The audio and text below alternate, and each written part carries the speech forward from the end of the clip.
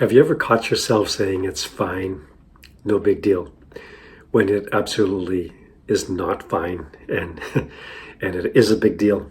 Maybe your spouse forgot something important, whether it's from picking up milk on the way home or whether it's anniversary, and you dismissed your feelings.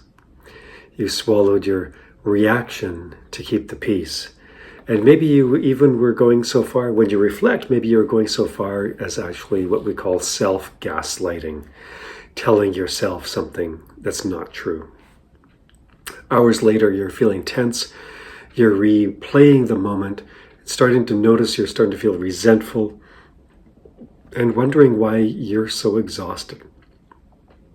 That, my friend, is what we call the peacemaker pattern. We're going to uncover where it comes from, why it feels so impossible to stop, and how to start breaking free from it without becoming someone who loves conflict and, is the angry one in the room. Let's make sense of it this way.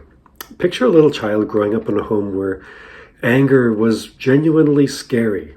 Maybe anger between the two parents, maybe anger from a parent directed towards a kid.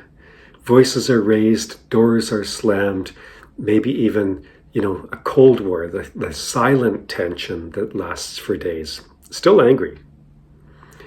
That child's nervous system, the child that is exposed to that, their nervous system learns one lesson very clearly. Anger is dangerous. And so, as a strategy for survival, the child unconsciously learns to become a diplomat, a fixer, a people pleaser, the one who says it's okay when it's not okay. They learn that keeping everyone else calm is the pathway for them to feel safe. And so they become brilliant at reading the room, sensing tension before anybody else is aware of it, and doing whatever it takes to smooth things over. This is an empath. But here's the cost. Every time you suppress your truth in the interest of keeping other people comfortable, your body is paying the price.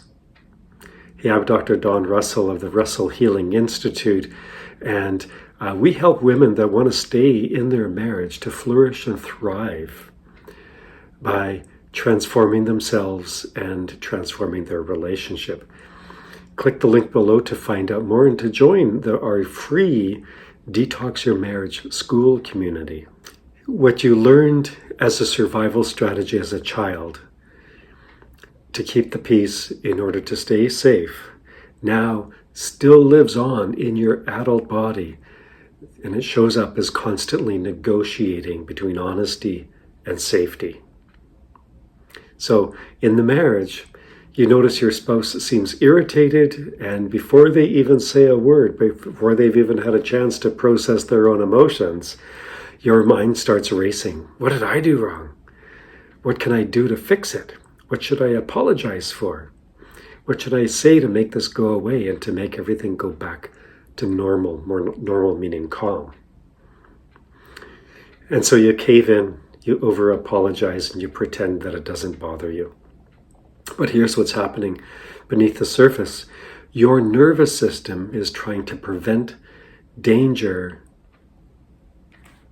from childhood, right? Your nervous system is running an old program that is absolutely not valid today. Hey, if this is resonating with you, leave a comment in the comment section. Also hit subscribe. That helps you to get access to new videos as quickly as possible. It also allows YouTube's algorithm to direct these videos to other women that will benefit from them. All right, and let me know, is this content something you want to see more of, or let me know what other content you'd like to hear. Your nervous system is running an old program in a new body. And so the result is that you stay superficially peaceful at the expense of intimacy in your relationship. Your partner senses something is missing, right? They're not really contacting the real you, but they probably aren't consciously aware of it because, well, he may not have the greatest emotional intelligence. Over time, for both of you, resentment builds, not because anybody's doing anything terribly wrong, but because your strategy for safety is now blocking intimacy and connection. And when conflict becomes an unthinkable thing to do, then so does authenticity. Authenticity is sacrificed on the altar of conflict avoidance. Every time you say it's fine when it's not, your nervous system is rerunning that old program and getting a reward, an unnecessary reward, like, oh, I created safety again, yay me. But the unspoken truth doesn't disappear, it just gets stored at a nervous system level. Think of it like when you're at the beach as a kid and you played that game every kid ever does. I'm going to push the beach ball underwater. And what happens is you can keep it underwater for a while, but eventually it bursts through the surface. And you get water up your nose when you're doing that as a kid. But in adulthood, the same dynamic. I'm going to push this down. It yields, it bursts through the surface in the form of sarcasm, withdrawal, and sudden emotional distance. That's why, paradoxically, peacemakers often create more conflict down the road.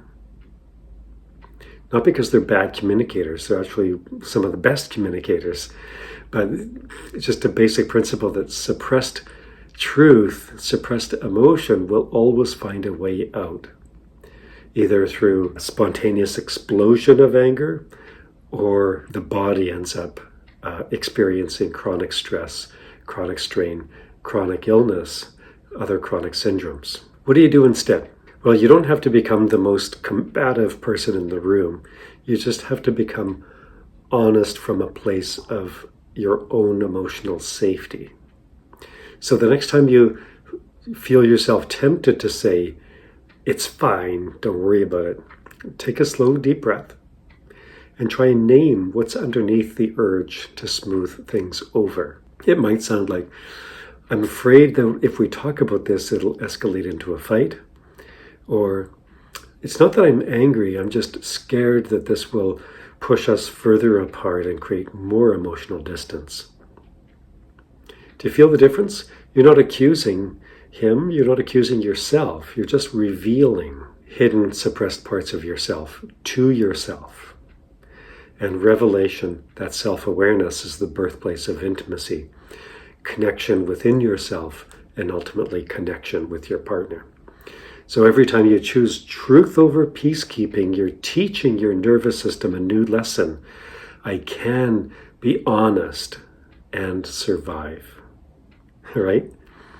So if this message hits home, click subscribe, leave me a comment, and let me know how this resonates with you, how this lands on you. And stay tuned for the next video where I'm going to be addressing a dynamic that might be more common in him than in you. So click subscribe to make sure that you don't miss that. All right?